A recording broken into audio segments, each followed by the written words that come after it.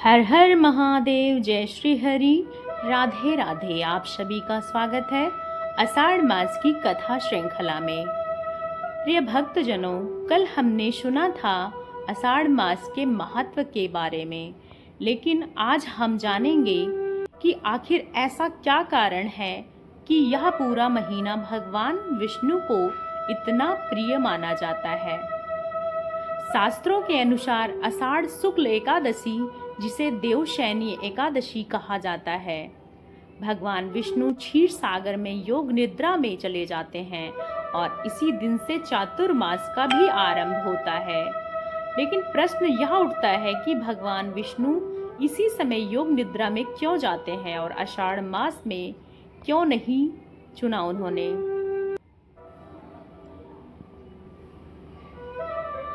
आषाढ़ मास के अंदर अपने तीव्र हृदय के अंदर आप झांक के देख सकते हैं, आपकी आध्यात्मिक यात्रा प्रगति पर रहे। न जाने जन्मों के बाद यह दुर्लभ जीवन मिले, कितने सैकड़ों वर्षों बाद यह हमें वास्तविक जीवन मिले और इसे हम अपने भगवान को पहचानना हमारे जीवन में परम उद्देश्य होना चाहिए। कथा और भक्ति में थोड़ा अधिक समय देते हैं और यही छोटा सा प्रयास जो हमारे जीवन को सबसे बड़ी उपलब्धि बनाता है। तो चलिए इसी उद्देश्य के साथ आज आषाढ़ मास की श्रृंखला को आगे बढ़ाते हैं और श्रवण करते हैं भगवान विष्णु की अनंत कथा का। भक्तों, हिंदू धर्म में भगवान ब्रह्मा को सृष्टि के रचयिता और भगवान शिव को संहारकर्ता और परम भगवान विष्णु को पालनकर्ता कहा गया है। जब भी संसार में धर्म की हानि होती है और इतनी दुर्बलता और कठिनता पैदा होती है, तब हमारे बीच में हमारे प्रभु का अवतरण होता है। भगवान विष्णु को यह आषाढ़ मास इतना प्रिय क्यों है, आइए जानते हैं। आषाढ़ मास से चातुर्मास शुरू होता है। इन 4 महीने में भक्त अधिक जप तप व्रत और पूजा करते हैं। जब भक्त भगवान के निकट आने का प्रयास करता है तो वह समय भगवान को अत्यंत प्रिय होता है। इसमें हम अपने आत्मचिंतन का समय, आज के मनुष्य पूरे वर्ष संसार की दौड़ भाग में लगे रहते हैं, उन्हें अपने जीवन में आध्यात्मिक चेतना का उजागर करने का स्वयं संदेश नहीं देते। लेकिन आषाढ़ मास में हमें रुक कर अपने भीतर देखने का संदेश देता है और यही कारण है कि यह भगवान को अत्यंत प्रिय है। भक्तों, जब भगवान अर्ध साधारण नींद नहीं होती, वह योग निद्रा है। योग निद्रा का अर्थ है बाहरी गतिविधियों से हटकर सूक्ष्म स्तर पर सृष्टि का संचालन करना। भगवान विश्राम नहीं करते, बल्कि इस समय सृष्टि के सूक्ष्म संतुलन का व्यवस्था करते हैं। भगवान विष्णु को यही अत्यंत प्रिय मास कहलाता है।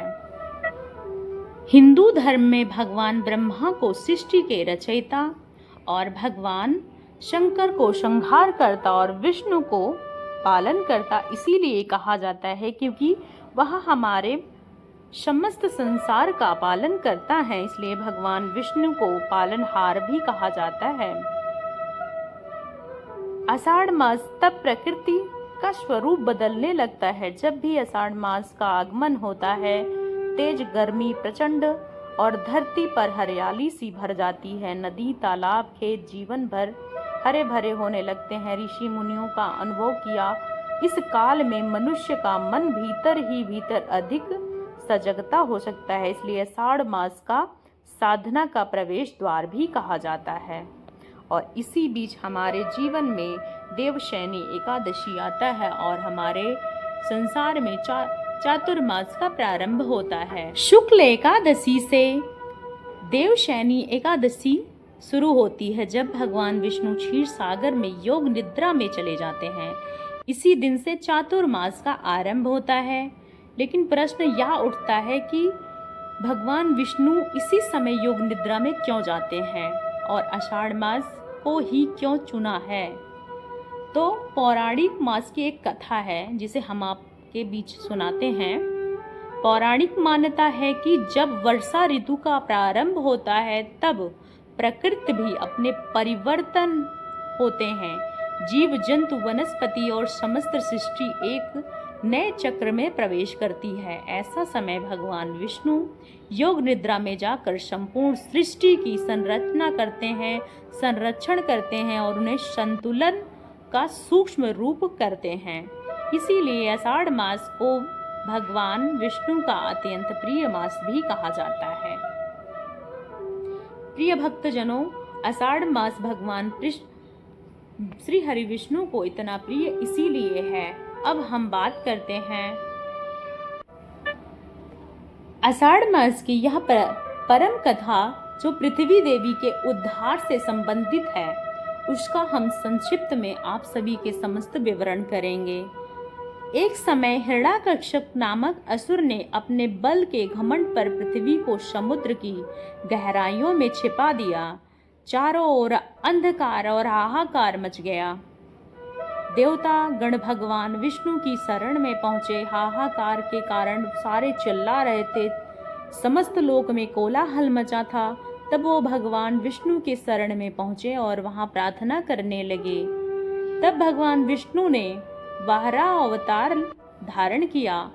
उनका स्वरूप अत्यंत विशाल और तेजस्वी थी। भगवान समुद्र की गहराइयों में पहुंचे और वहां भयभीत पृथ्वी देवी को देखा। पृथ्वी देवी ने हाथ जोड़कर कहा, हे प्रभु, मेरी रक्षा कीजिए। हे देवों के देव, हे महादेव, हे श्री हरि विष्णु, आप इस मुक्ति से हमारी रक्षा करें।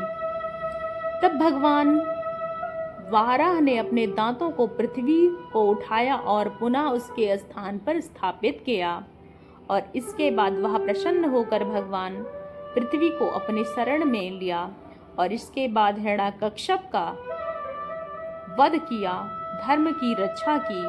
और यही कारण है कि पृथ्वी देवी का उद्धार का यह मास भी सबसे ज्यादा पृथ्वी देवी का उद्धार दिवस भी कहा जाता है। भक्तों, यह कथा केवल पृथ्वी को बचाने की नहीं, यह हमें बताती है कि जब हम जीवन के अत्यंत घोर संकट में होते हैं और हम अपने सच्चे मन से भगवान की पुकार करते हैं, उनका आवाहन करते हैं, तब भगवान हमारी रक्षा के लिए स्वयं धरती पर अवतरित होते हैं या किसी न किसी रूप में वो हमारी रक्षा करते हैं। और आषाढ़ मास के संबंध में इसी पालन का संरक्षण के कारण भगवान विष्णु को जगत का रक्षक कहा जाता है। आषाढ़ मास में उनकी उपासना की विशेष महत्व इसीलिए बताया गया है क्योंकि यह महीना हमें भगवान संरक्षण, भक्ति और समर्पण का स्मरण कराता है। तो भक्तों, आप सभी को यह आज की कथा कैसी लगी, हमें कमेंट बॉक्स में ज़रूर बताइएगा। और ऐसे ही कथा के लिए कल की कथा बहुत ही ज़्यादा विशेष रहेगी और अध्याय 3 में हम आपको इससे जुड़ी हुई सुंदर और पौराणिक कथा का अनुभव करवाएंगे। तो वीडियो में नए हैं तो चैनल को सब्सक्राइब कीजिए और भगवान श्री हरि के चरणों में लाइक सब्सक्राइब समर्पित करते हुए जय श्री हरि लिख कर जाएं। आशा करते हैं आप सबको आषाढ़ मास की यह प्रिय कथा बेहद पसंद आ रही होगी। और भक्तों, भगवान विष्णु को यह मास प्रिय इसीलिए है जो आज हमने इस कथा में सुना और कैसे उन्होंने वाराह अवतार लेकर पृथ्वी देवी की उद्धार किया, यह भी हम सुनेंगे इसी आषाढ़ मास की अगली कथा में।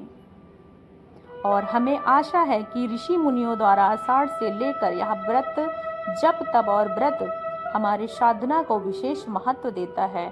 जब भक्त भगवान को अत्यधिक स्मरण करते हैं तब भगवान स्वयं हमारी रक्षा करते हैं और यही है आषाढ़ मास शुक्ल एकादशी का श्रवण।